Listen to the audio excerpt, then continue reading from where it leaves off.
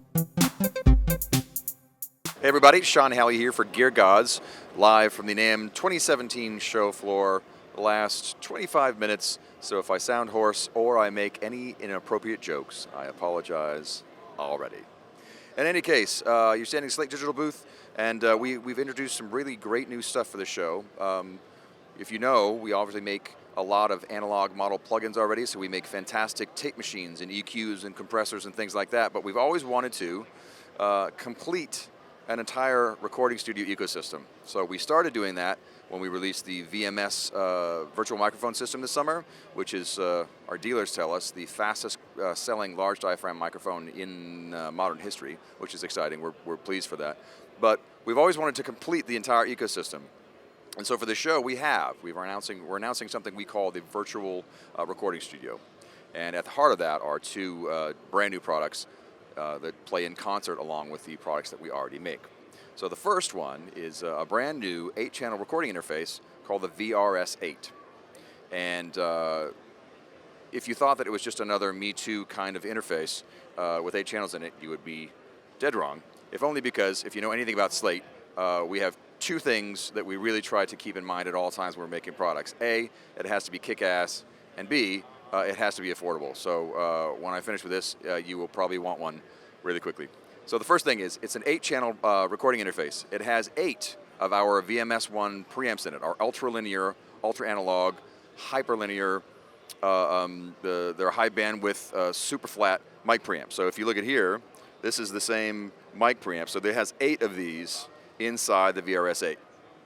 What that means is that you can use all 8 inputs on the VRS8 for our mic modeling emulations. So you can actually, these are flat enough, they're the exact same pre's that we use in the VMS, so you can run mic emulations on all 8 channels, which is amazing. So not only that, if you think about the way that a converter works and the way that an interface works, it's hyper important that all the components, if you want it to be badass, that all the components are top shelf. And we wanted to make sure that we did that for this product. So, for instance, if I just list them off here. So for one, we use the brand new AKM 5578 converters. These are the best top shelf converters you can buy. These are fully mastering grade.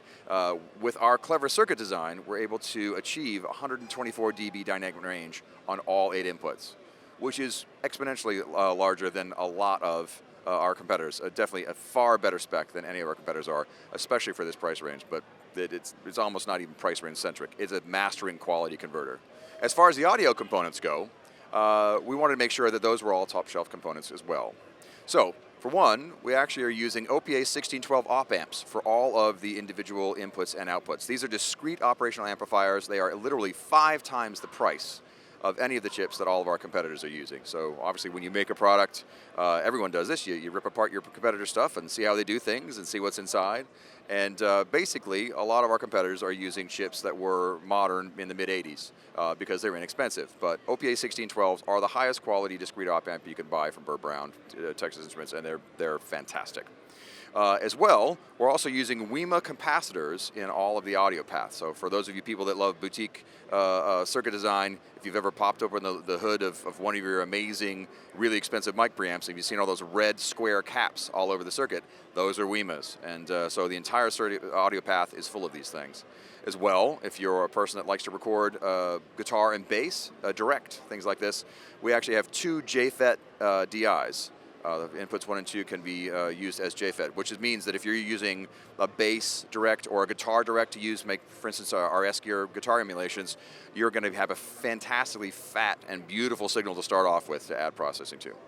So as well, if you think about how important mixing is in the audio world, all of us use headphones quite often, but if you look inside a lot of competitors' boxes, the headphone amp is really the first place that you can usually cut corners and not get too much flack from people, because I guess they assume that everyone has an external headphone amp that they're going to use or something. Well, we didn't do that. So we actually have discrete headphone amps. So we built discrete circuits for the headphone amp. So you have 2 high-quality headphone amplifiers in the unit. You have as well 2 sets of stereo outs you can use as mix A and mix B if you want to. So you can have a speaker switcher right on the front panel, which is that's awesome. So you can, when you're mixing with headphones, you can expect to get a fantastically clean and pristine signal. As well, If you think about the sort of thing that ties all of these devices together, it would be the clock.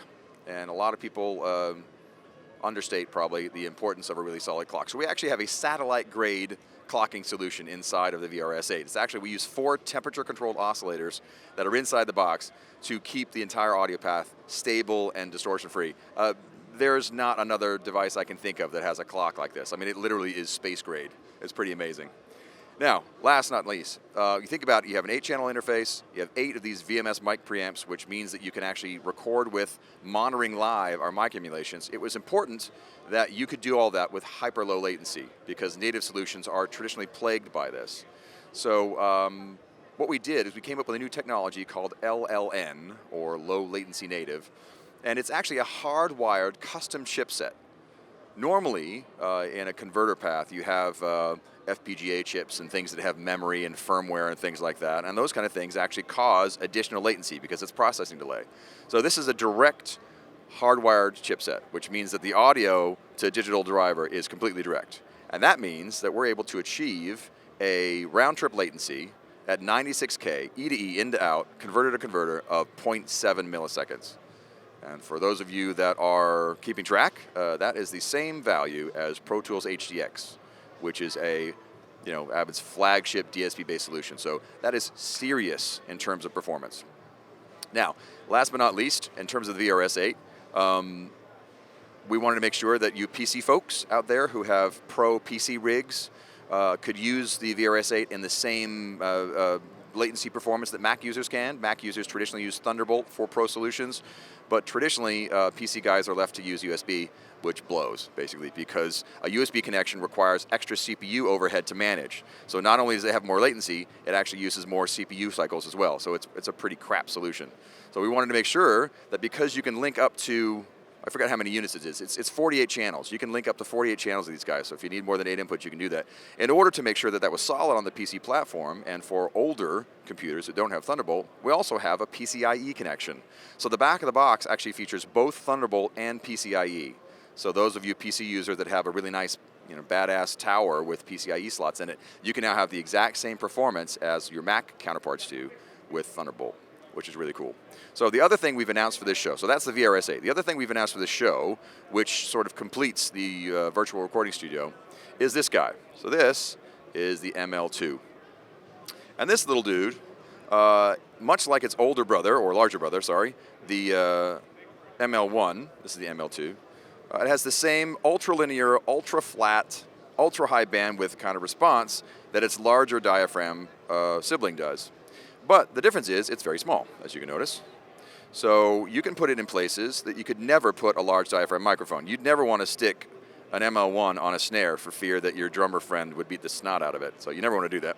So as a result, we made this little guy. And it can do both dynamic and condenser microphone emulations because it has this little switch here, which is cool. So when we were doing some investigation when we were making this on small diaphragm microphones, when you really look closely at the signal that comes out of most high-end small diaphragm microphones, when they're put on really loud signals, traditionally they saturate. It doesn't mean that they sound bad, it just means that the signal is saturating. And for us, when we're doing a modeling product, we have to make sure that our input signal is absolutely distortion and saturation free so we can apply the correct emulation modeling onto it. So in order to make sure that that happened on a device like this, we have this little normal and dynamic switch. And what it does, when you switch it to dynamic, it actually adds a bunch of attenuation, like a pad, but it also repolarizes the capsule.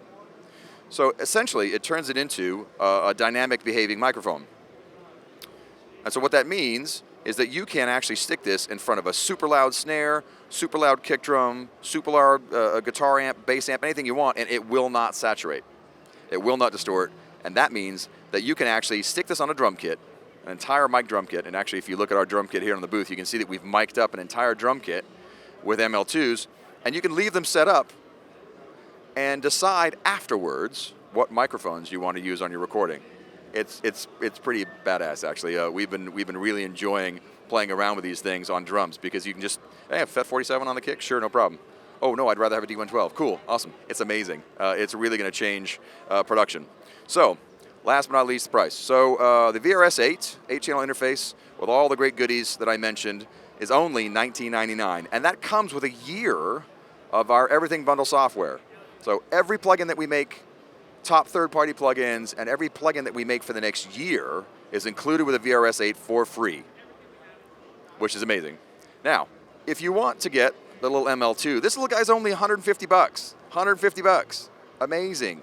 The most inexpensive, badass little pencil microphone you're going to find. But we figured people would want a lot of them. So for $24.99, you can get the VRS-8, a year of the Everything Bundle, and 5 of these microphones, which is amazing. And if you decide that you want one of its larger diaphragm cousins, the ML1, for overheads and vocals and things like that, for $29.99, you get the VRS-8, a year of the Everything Bundle, 5 of these little guys, and 1 of the ML1s. So it's an amazing package. We're really looking forward to seeing how people respond to it. It's going to be out in Q2, we're thinking. We're shooting for Q2. The response has been amazing. So if you have any more questions, make sure you check us out online at slatedigital.com. This has been me for Gear Gods. Thanks, guys. Cheers.